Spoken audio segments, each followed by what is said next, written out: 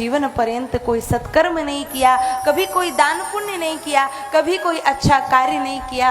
अब तो महाराज मरने के बाद तो भगवान के दूत नहीं, यमदूत आएंगे, कड़ी कड़ी यातनाएं सहना पड़ेगी। कहाँ जाएंगे, क्या करेंगे इस जीवन का? इस बात से उसे रोना आता है। रोने लगा। बेटी ने पूछा, पिताजी क्या बात है, क्यों रो रहे हो? बेटी ने पूछ लिया तो और जोर जोर से रोना आने लगा।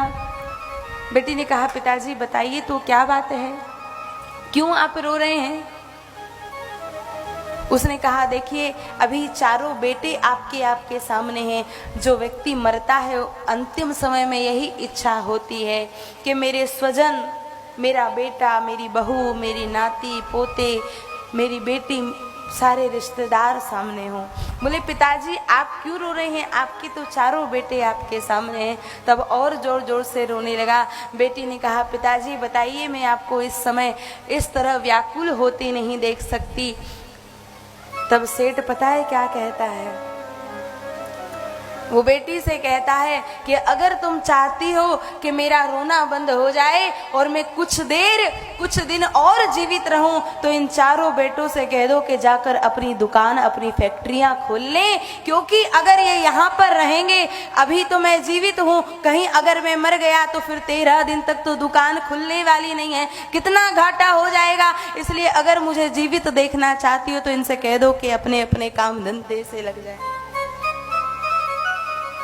मरना अवस्था में पड़ा है, मरने की तैयारी चल रही है महाराज, न जाने कब काल आ जाए, लेकिन फिर भी पैसा जोड़ने में लगा है। कह रहा है घाटा हो जाएगा।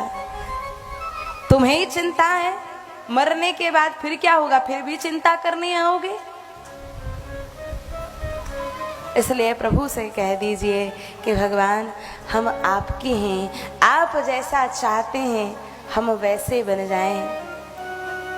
भगवान ने कथा श्रवण करी और अगस्त्य मुनि से भगवान ने भक्ति का दान मांगा। अगस्त्य मुनि ने जब कहा, सुंदर कथा को श्रवण किया, तो बाबा गोस्वामी जी ने लिख दिया, राम कथा मुनि बरज बखानी, सुनिए महेश परम सुख मानी। उनको कथा सुन करके बड़ा सुख मिला, बड़ा आनंद मिला। प्रभु जाने लगे, विदा मांगी कि मुनि सन विदा